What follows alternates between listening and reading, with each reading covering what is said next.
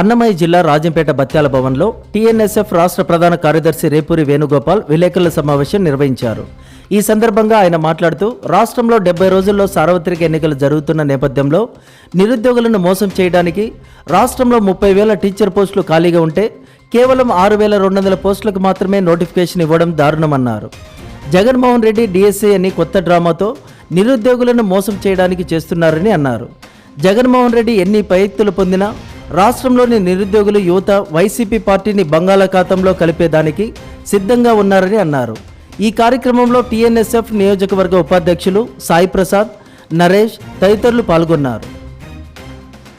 అందరికీ నమస్కారం. 2 రోజుల క్రితం ఈ యొక్క జగన్మోహన్ రెడ్డి నిరుద్యోగులు మోసం చేసే విధంగా ఒక డిఎస్సీ వదిలాడు. ప్రతిపక్షంలో ఏం చెప్పావు జగన్మోహన్ రెడ్డి, నువ్వు 28,000 పోస్టులు డిఎస్సీ పోస్టులు ఖాళీగా ఉన్నాయి. జగన్మోహన్ రెడ్డి అధికారంలోకి వస్తానే ఆ రెండింటిని కూడా మెగా డిఎస్సీ పెట్టి వాటిని రిలీజ్ చేస్తానని చెప్పావు. ఏం చేస్తూ ఉన్నావు? దాదాపు 5 సంవత్సరాలు కావస్తూ ఉంది.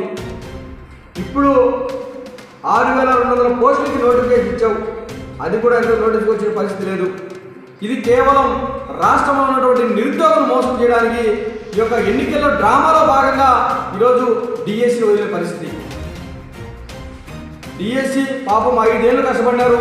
ఏదో జగన్మోహన్ రెడ్డి వస్తాడు, మెగా డిఎస్సీ అన్నాడు, ఈ సంవత్సరం ఇస్తాడు అని చెప్పి కోచింగ్ తీసుకుంటూ వయో పరిమితిని పాపం అయిపోయిన పరిస్థితి చాలామంది. ఇప్పుడేదో లింగులింగమంట 6,200 పోస్టులు రిలీజ్ చేశావు. వాటికి ఇంతవరకు నోటిఫికేషన్ ఇవ్వాలా, విధి విధానాలు ఇంతవరకు చెప్పలే. ఎవరిని మోసం చేద్దామని రాష్ట్రంలో నిరుద్యోగులందరూ వైసీపీ పార్టీకి సమాధి కట్టడానికి సిద్ధంగా ఉన్నారు. నువ్వు ఎన్ని కుయుక్తులు పడినా కూడా నిరుద్యోగ యువత చెవులో పూలేం పెట్టుకోలేరు. నువ్వు చేసే దుర్మార్గాలన్నీ కూడా ఈరోజు రాష్ట్రంలో ఉన్నటువంటి యువకులు విద్యార్థులు గమనిస్తూ ఉన్నారు. నువ్వు అధికారంలోకి వచ్చిన తర్వాత ఒక్క కంపెనీ అయినా తెచ్చావా? చంద్రబాబు నాయుడు గారు తెచ్చినటువంటి కంపెనీను నీ యొక్క కక్కుర్తికి, కమిషన్ల కక్కుర్తికి రాష్ట్రం నుంచి వెళ్ళగొట్టావే. ఒక్క కంపెనీ అయినా, ఒక పెట్టుబడైనా ఇలా రాష్ట్రంకి వచ్చిందా? వచ్చిన పాపాలు పోలే. ప్రభుత్వ ఉద్యోగాల పోస్టులు 2,35,000 పోస్టులు ఖాళీగా ఉన్నాయి. ఒకటేసారి నోటిఫికేషన్ ఇస్తానని చెప్పావు. నోటిఫికేషన్ ఇచ్చావా?